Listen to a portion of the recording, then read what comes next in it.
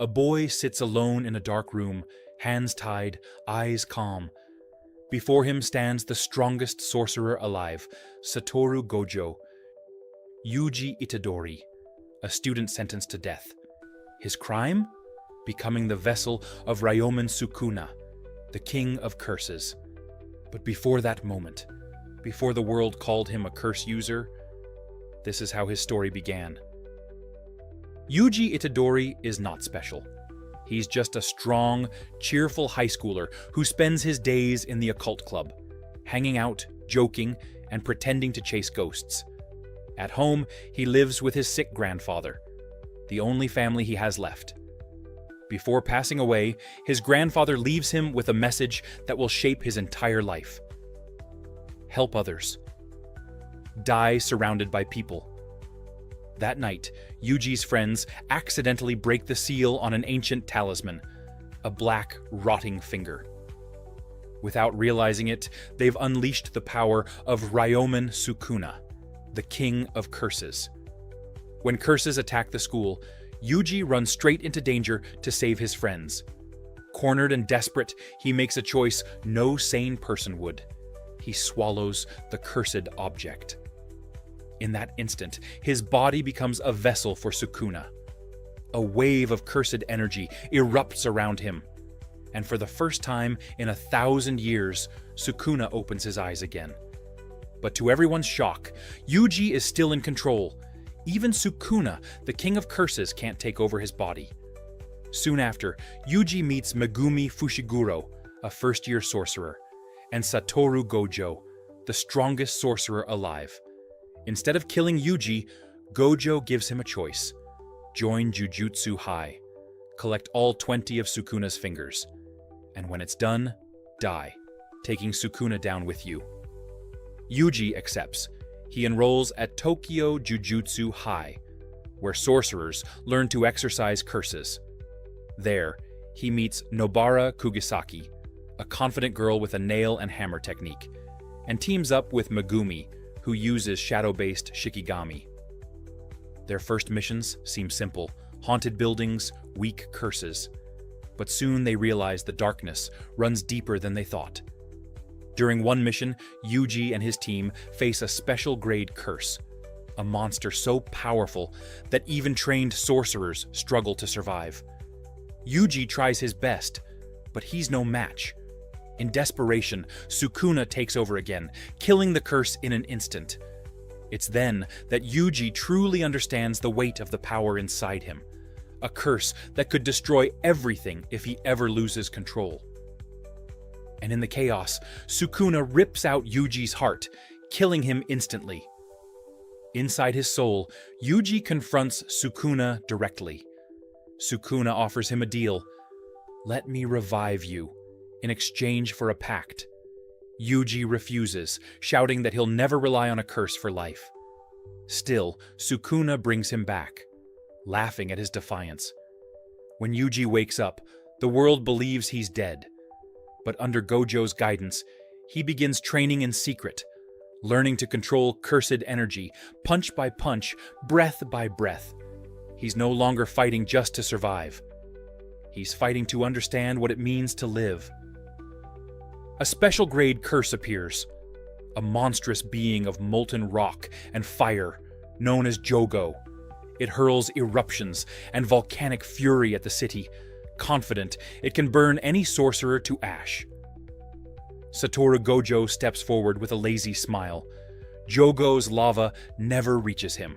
A space of nothingness, the limitless, keeps attacks at bay. Gojo toys with the curse, then ends it in an instant, showing why no one dares challenge him. That single display of power reminds everyone: Gojo Satoru stands above the rest. Yuji's next mission takes him to the streets of Tokyo, where he teams up with Kento Nanami, a calm, calculating sorcerer who used to be a salaryman. Together, they investigate mysterious deaths, people twisted into unrecognizable shapes. Their hunt leads them to Mahito, a curse who manipulates human souls like clay. Mahito represents everything horrifying about curses. He sees humans as toys. When Yuji befriends a lonely boy named Junpei, Mahito corrupts him, and then kills him in front of Yuji, laughing. The fight that follows is raw and personal. Yuji, filled with rage, attacks Mahito with everything he has. Nanami joins the battle, but even together, they can't destroy him. Mahito escapes, scarred but smiling. Yuji collapses, broken by guilt. He wanted to save everyone, but realizes now that being a sorcerer means facing impossible choices. Time passes, and Yuji returns to his friends at last. The annual Kyoto Goodwill event begins, a friendly competition between the Tokyo and Kyoto schools. But behind the smiles and greetings, tension brews. The Kyoto principal orders his students to kill Yuji, fearing the danger of Sukuna's power. Yet Yuji refuses to hide. He fights with everything he has, and in the process earns the respect of Aoi Todo, a powerful and eccentric sorcerer who calls Yuji his best friend. Their bond is instant, and together they face Hanami, a powerful curse born from nature itself. The fight is one of the most spectacular in the series, Todo and Yuji pushing each other to new heights. But even they reach their limit. Just when all hope seems lost, Gojo arrives. With a calm smile, he uses Hollow Purple, erasing everything in front of him. Later, a new mission comes up. Yuji, Nobara, and Megumi investigate strange deaths linked to a cursed bridge. Inside the domain, Megumi gets separated and faces a powerful curse alone. Pushed to his limit, he finally stops holding back, unleashing his domain expansion, Chimera Shadow Garden, to destroy the enemy. Meanwhile, Yuji and Nobara encounter two cursed brothers, Eso and Keichizu, setting the stage for the final fight. The trio battle together for the first time. Despite being poisoned, Nobara uses her resonance technique to turn the brothers' blood curse against them, while Yuji lands the final blows. The two win. But as the brothers die, Nobara feels the weight of what they've done. After reuniting with Megumi, the trio laugh off their near-death fight. Gojo congratulates them, and the season closes with a tease of what's to come. The story begins by looking back at a younger Suguru Geto, who struggles with consuming cursed spirits through his cursed spirit manipulation. Each spirit he absorbs slowly deepens his internal conflict as a jujutsu sorcerer. At the same time, Utahime and Mei investigate a strange cursed mansion where several people mysteriously vanished. Inside, they become trapped within a hallway that endlessly loops. Eventually, they realize that running in opposite directions breaks the curse's structure. Soon after, Gojo, Geto, and Shoko arrive and completely destroy the curse. Back at Jujutsu High, the group jokes around, but also discuss serious ideas. Geto believes the role of sorcerers is to protect the weak. Gojo questions that logic, wondering why sorcerers must sacrifice themselves for non-sorcerers who rarely show gratitude. Their teacher Yaga then assigns them a special mission given by Master Tengen. Every 500 years, Tengen must merge with a compatible host known as the Star Plasma Vessel in order to maintain stability and immortality.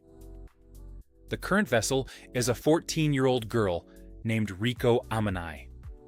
Gojo and Geto are ordered to escort her safely while two hostile groups attempt to eliminate her.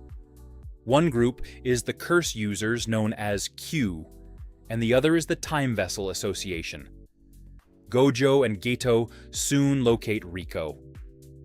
During the encounter, Geto rescues both her and her caretaker, Kuroi, when members of Q launch an ambush.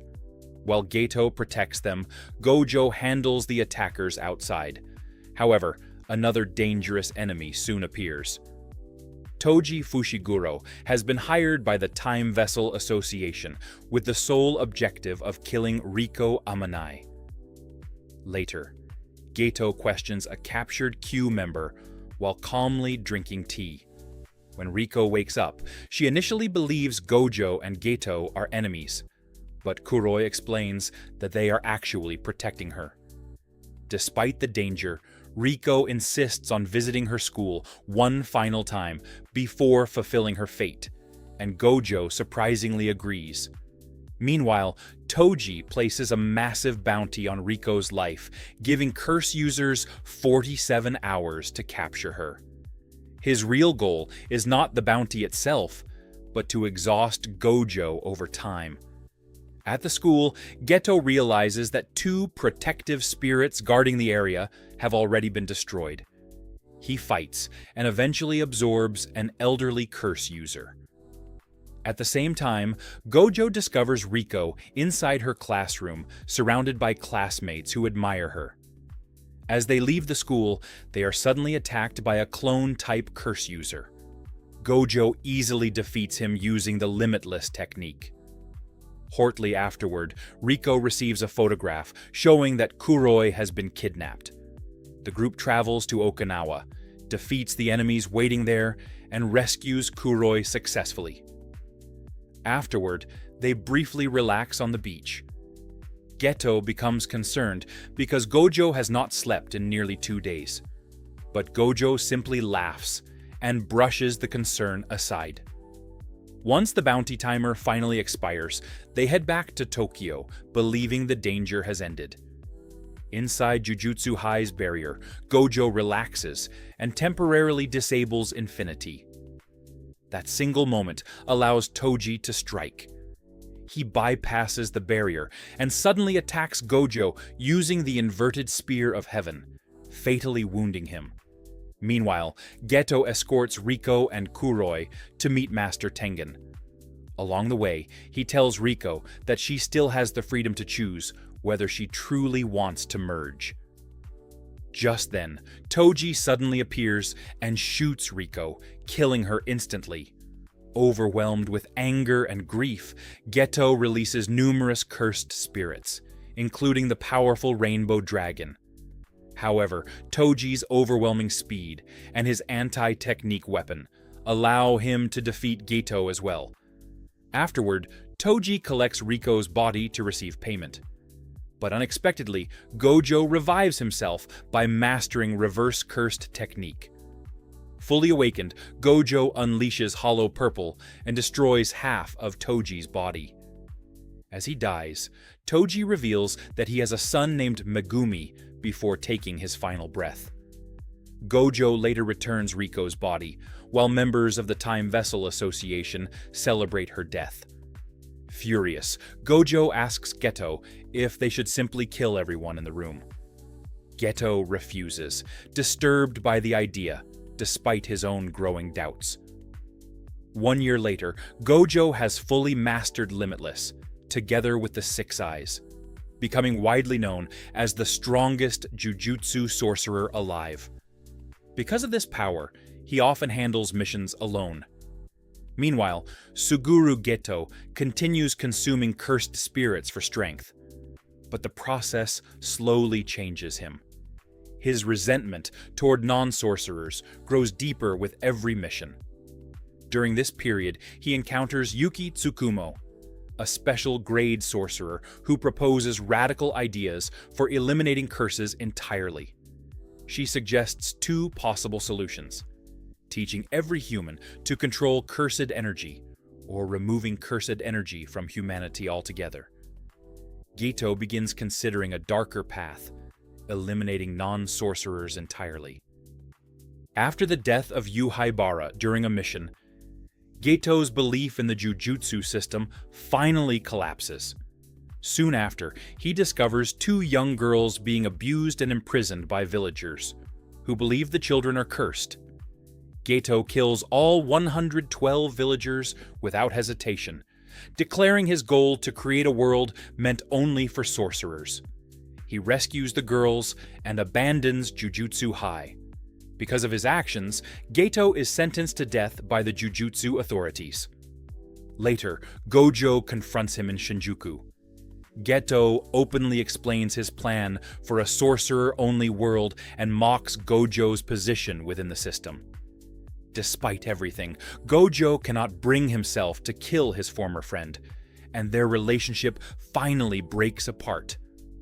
Several years later, Gojo meets a young Megumi Fushiguro and learns he is Toji's son.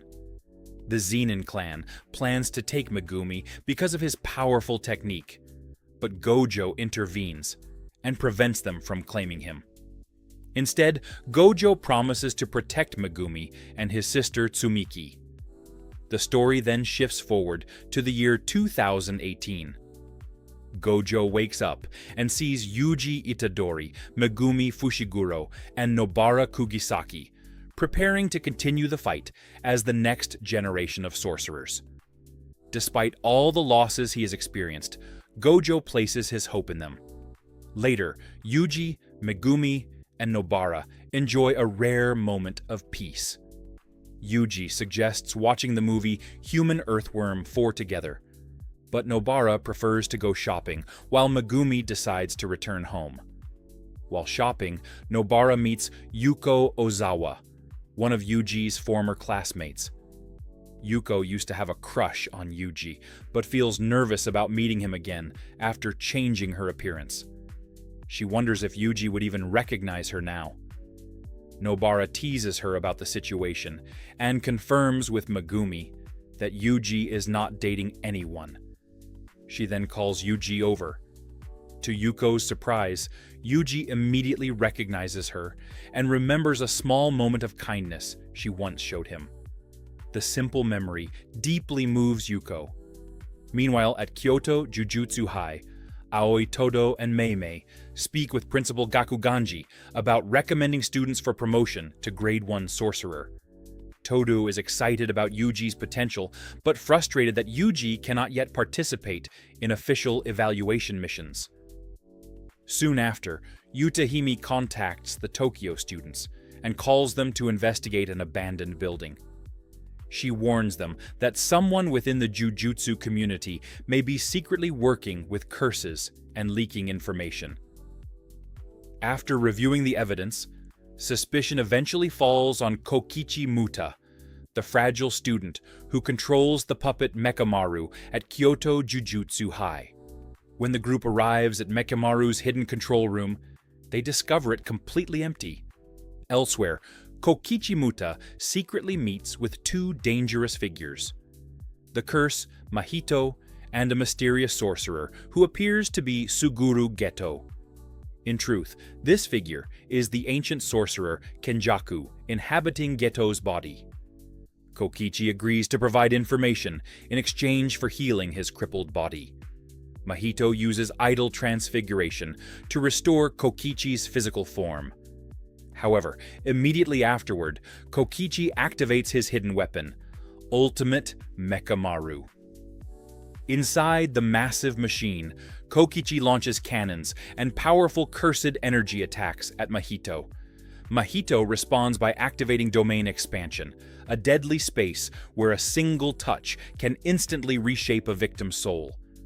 Kokichi manages to counter it with Simple Domain and fires his most powerful attack. For a moment, he believes he has won.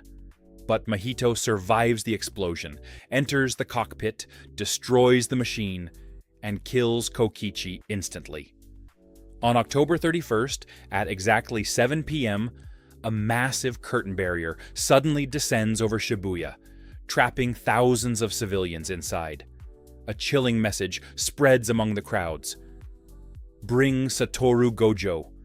Panic quickly spreads throughout the district.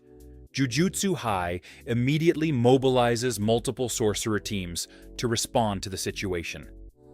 At 8:31 p.m., Satoru Gojo arrives in Shibuya and calmly observes the massive number of civilians trapped inside two layered barriers. One barrier prevents civilians from escaping, while the other blocks all outside communication. At the same time, Yuji Itadori, works alongside Mei Mei and Ui Ui near Meiji Shrine Station. The underground tunnels are filled with Mahito's transfigured humans wandering through the darkness. Yuji soon encounters Cursed Spirit. After a brief but intense fight, Yuji defeats the creature and destroys the object maintaining one of the veils. Meanwhile, the true plan of the Cursed Spirits begins to unfold. By trapping Gojo inside Shibuya, together with thousands of civilians, they force him into a difficult position. If he uses large-scale techniques like domain expansion, innocent people will die. Jogo, Hanami, and Choso attack him. The curses deliberately slaughter civilians around him to distract and anger him while waiting for their ultimate weapon to arrive. Gojo removes his blindfold and immediately overwhelms his opponents with incredible speed. He quickly disarms Jogo and begins attacking Hanami. Hanami miscalculates Gojo's ability and is crushed by the reactivated Infinity technique, dissolving into cursed energy. Despite losing Hanami, Jogo and Choso continue fighting while buying time. Suddenly, a train arrives inside the station, packed with hundreds of Mahito's transfigured humans. Mahito himself joins the battle. Realizing the civilians are about to be slaughtered, Gojo activates domain expansion for only 0.2 seconds. Even within that brief moment, the overwhelming information paralyzes the curses and transfigured humans.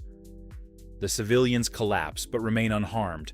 In just a few seconds, Gojo eliminates more than 1,000 transfigured humans. Standing alone among the aftermath, exhausted but victorious, he believes the battle is nearly finished. However, the prison realm suddenly appears.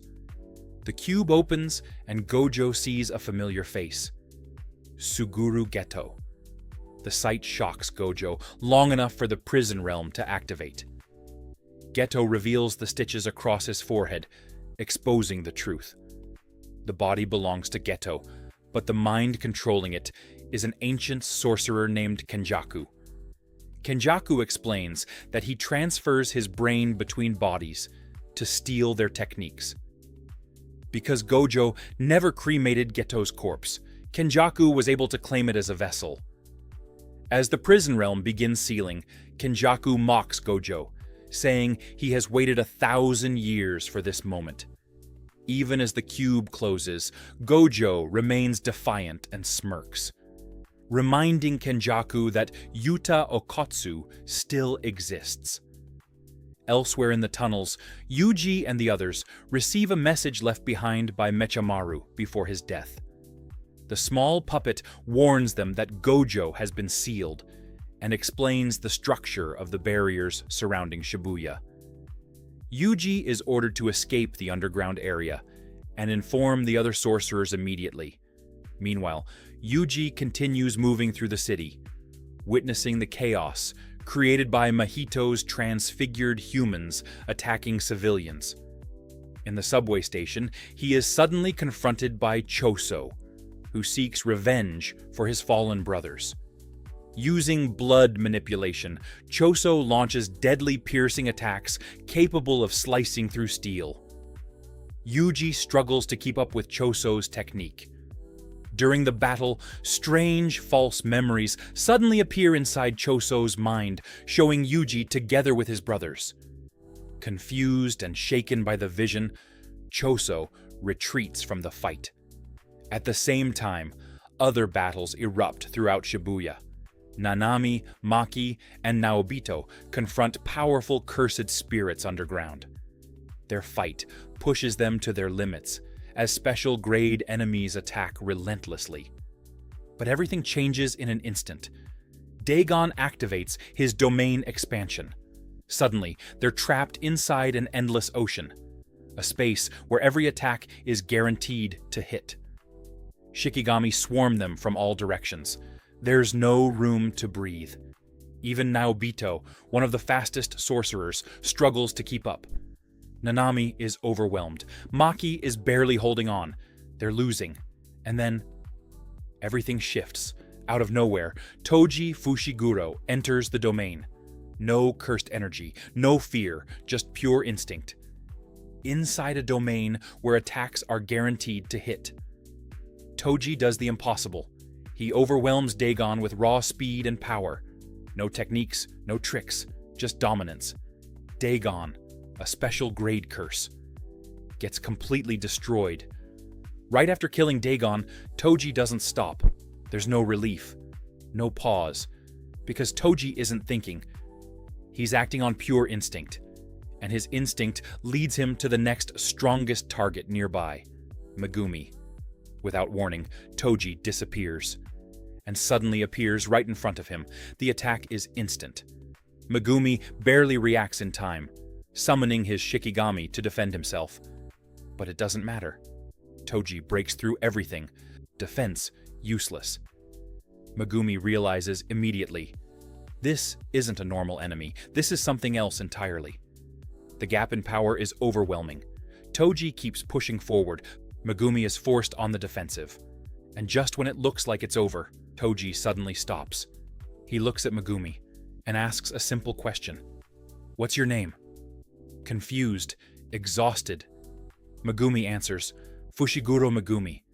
And in that moment, Toji remembers, this is his son. Everything changes. Instead of finishing the fight, Toji turns the weapon on himself, ending it, on his own terms. Elsewhere, Sukuna eventually awakens after being force-fed multiple cursed fingers. His presence unleashes massive destruction across Shibuya. Buildings collapse, and entire streets are consumed by flames as Sukuna battles the cursed Jogo. Their clash devastates large portions of the city. Despite Jogo's powerful fire techniques and his ultimate meteor attack, Sukuna easily overwhelms him. Before destroying Jogo completely, Sukuna briefly acknowledges his strength. The curse disintegrates moments later. Completely exhausted from his fight with Toji, Megumi keeps moving through Shibuya. But he runs into someone unexpected. Haruta. Megumi, already injured and low on energy, quickly realizes the truth. He begins the ritual to summon Mahoraga, not to win, but to take his enemy down with him. That summoning it is basically a death sentence. As the ritual begins, the air changes. Mahoraga appears, massive, divine, unstoppable. Before the ritual can fully end, Sukuna intervenes, not to save Megumi, but because he's interested. What follows is absolute chaos. Mahoraga fights Sukuna, a battle between adaptation and overwhelming cursed power. Mahoraga keeps evolving with every attack, but Sukuna slowly figures it out, and in the end, even the unstoppable Mahoraga falls. The chaos continues as Yuji witnesses the destruction caused, while Sukuna controlled his body. Horrified by the countless deaths, Yuji nearly breaks down in despair, but ultimately decides to keep fighting to protect whoever remains. Soon after, Yuji confronts Mahito once again. Their battle becomes brutal and emotional as Mahito mocks Yuji for every death that has occurred. Nobara joins the fight and uses her resonance technique to damage Mahito's soul. However, Mahito manages to touch Nobara with idle transfiguration. Her eye bursts and she collapses, leaving Yuji devastated. Consumed by rage and grief, Yuji continues fighting Mahito with everything he has. Aoi Todo arrives just in time to support Yuji. Using his boogie-woogie technique, Todo repeatedly switches positions during combat, allowing Yuji to land devastating Black Flash attacks. The battle reaches its peak as both fighters push beyond their limits. Mahito evolves into a monstrous new form called the Instant Spirit Body of Distorted Killing. Even so, Yuji refuses to stop. With Todo's help, Yuji lands the final decisive blow, leaving Mahito severely weakened. As Mahito attempts to escape, Kenjaku suddenly appears again. He absorbs Mahito using his cursed spirit manipulation technique, adding Mahito's power to his own collection. Kenjaku then activates a massive cursed technique across the sky above Japan. He reveals that he has awakened hundreds of new sorcerers by altering human brains and releasing cursed objects that reincarnate ancient fighters. With this final move, Kenjaku announces the beginning of a new era, a massive battle between newly awakened sorcerers that will reshape the world of Jujutsu. In the aftermath of the Shibuya Incident, Satoru Gojo is officially declared an accomplice and exiled from the Jujutsu Society. Helping him becomes a criminal offense. Yuji Itadori is once again sentenced to execution, and Yuta Okkotsu is assigned as his executioner. As the survivors struggle to recover from the disaster, a darker future begins to unfold. Yuji stands at a crossroads, determined to continue fighting no matter the cost. The season opens with Yuji washing blood off his hands. After the Shibuya disaster, Itadori had spent his days hunting curses relentlessly, until one suddenly dropped dead before he even touched it. The one who took it down was Yuta. Naoya, a grade 1 sorcerer, showed up late to his father's deathbed without a shred of grief. He was certain the Zenin clan headship was already his. The will confirmed it. But with a catch. All assets remained under his two uncles' approval. One clause infuriated him most. If Gojo ever became incapacitated, Megumi would inherit everything. Naoya immediately set out to eliminate both Megumi and Yuji. Itadori refused to return to school, drowning in guilt over the lives lost in Shibuya. Choso stayed by his side regardless, calling him brother. The two hunted curses together, using Yuji as bait, until Naoya appeared and overwhelmed them both. He moved like a ghost, teleporting behind Yuji, landing strikes before either could react, turning Choso into a punching bag without effort. Mid-fight, Yuta dropped in with a katana in hand, and an aura that made the air feel heavy. Choso told Yuji to run. He did. But Yuta closed every gap effortlessly, each attack overflowing with cursed energy so dense that Yuji couldn't read a single movement. After a brief exchange, Yuta drove his blade through Yuji's heart. Sukuna sensed it and chose not to intervene. Choso fought on against Naoya, absorbing blow after blow until he managed to detonate suspended blood droplets in a precise explosion that sent Naoya crashing down. Just as he moved in to finish it, Yuta appeared and knocked Choso out instantly. Naoya had been poisoned by Choso's toxic blood and barely survived. Yuta offered to heal him in exchange for a false report that Itadori was dead. When Yuji woke up, Yuta explained everything. Gojo had asked him in advance to watch over the students, and to fool the higher-ups, he had made a binding vow to attack Yuji while healing him the instant. This was Yuji's second fake death. Megumi was the one who convinced him to come back. His sister had been dragged into a deadly competition called the Culling Game, and he needed Yuji's strength. Kenjaku created the game by implanting cursed techniques into selected individuals and forcing them to kill each other. Killing a sorcerer earns 5 points, a non-sorcerer 1. With 100 points, a player can propose a new rule. Anyone whose score doesn't change for 19 days loses their technique. Effectively, a death sentence. The group's plan: accumulate points, add rules that allow players to exit, and find a sorcerer known as the Angel, whose technique can crack open the prison realm and free Gojo. Yuki and Choso stayed behind as bodyguards while the rest split up.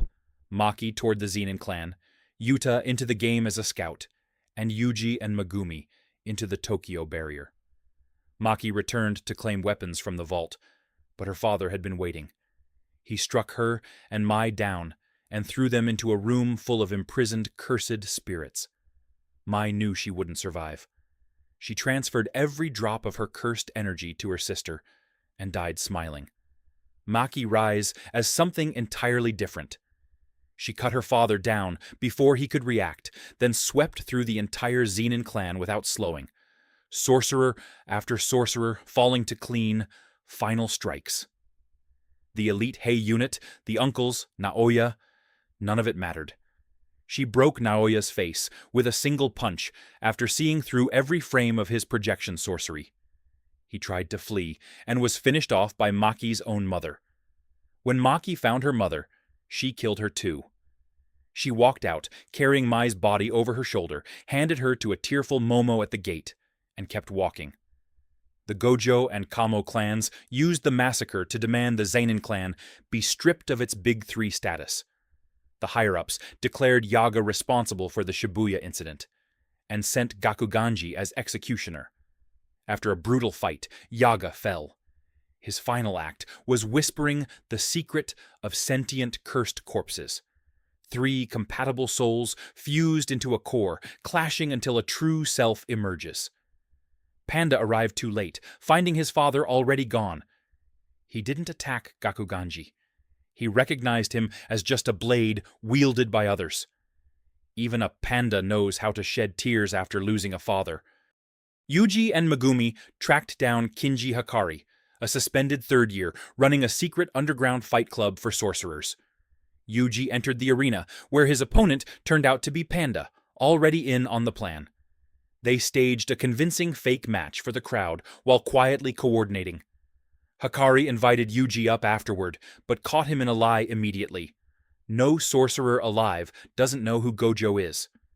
Meanwhile, Megumi deciphered the technique of Hikari's companion Kirara, based on the Southern Cross constellation, and restrained her after Panda disrupted the pattern. Hikari then came out swinging at Yuji, not measured strikes, but bone-breaking punishment delivered with full intent.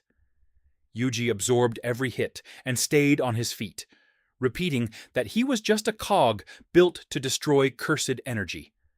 That stubborn refusal to break finally changed something in Hikari. He agreed to help, strictly as a business deal.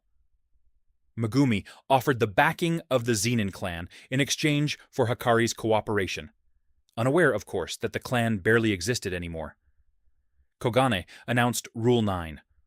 All player names, points, and locations now publicly visible, added by the ancient reincarnated sorcerer Kashimo Hajime, who was hunting for Sukuna and frustrated by the weakness of modern opponents. Inside the Tokyo barrier, Yuji clashed with Haba, a sorcerer using a head propeller to control air pressure and space. Yuji kept slipping past the blades from different angles until he lured Haba into a reckless charge and shattered the propeller with a single devastating punch. Megumi, meanwhile, was led into an ambush by Reggie, a seasoned ancient sorcerer who manipulates objects through receipts. Yuji was brought to a theater where Higuruma Hiromi, a lawyer with 102 points accumulated in just 12 days, was waiting in a bathtub. Higuruma activated his domain, Deadly Sentencing, a supernatural courtroom where all physical violence is banned.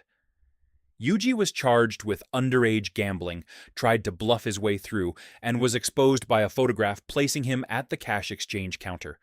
Guilty. He lost access to his cursed energy. Back in the theater, Higuruma hammered him with an enlarged gavel from both hands, driving him across the room with crushing force. Yuji demanded a retrial for the Shibuya massacre and confessed without hesitation. The domain sentenced him to death, but Higuruma had seen the evidence. Sukuna had been in control, not Yuji. He hesitated just long enough for Yuji to hurl his jacket as a decoy and land a massive punch that sent Higuruma flying. From the ground, the lawyer cited Article 39 and declared Yuji not guilty. He then added Rule 10. Players may freely transfer points to one another, and walked away, planning to turn himself in once the game ends. Megumi was cornered 4-on-1 against Reggie's crew. Once Kogane confirmed Yuji's new rule, he stopped holding back and took out one of Reggie's allies immediately. He then activated his incomplete domain, Chimera Shadow Garden, using the gym as its physical foundation. Reggie's hollow wicker basket was useless against a domain with no sure hit effect. Shadow clones and frogs rained blows from every direction. Reggie dropped 3 massive trucks into the domain to crush Megumi under enormous weight. Megumi crouched low and flooded his body with cursed energy to survive. Then he summoned Max Elephant from the ceiling, drenching every receipt Reggie owned and wiping out his entire arsenal. The fight collapsed into raw hand-to-hand. Even with broken bones, Reggie was dangerous. The finishing blow came from Divine Dog, written off as neutralized. It appeared without warning and delivered the killing strike. Takaba Fumihiko, a 35-year-old comedian with no idea he has a cursed technique, appeared and took over against Hazanoki. His ability turns anything he finds funny into reality. He survived multiple explosions without a scratch, with power estimated to rival Gojo's. Shortly after, Hana Kurusu, the angel, descended toward Megumi's collapsed body. In the most dangerous barrier of all, Yuta entered alone, billions of cursed cockroaches, erupting in a wave that began devouring civilians. While Rika held the line, Yuta engaged the cockroach spirit, severing its arm, surviving parasitic insects bursting from his own shoulder. He let the creature charge in, thinking it had won, grabbed it by the head, and bit directly onto its mouth, funneling reversed, cursed technique energy straight into its body. It was obliterated from the inside. Takako immediately exposed this secret with a spatial strike that sent Yuta crashing into a museum. A 3-way battle erupted. Takako warped space like a lens, bending attacks around any defense.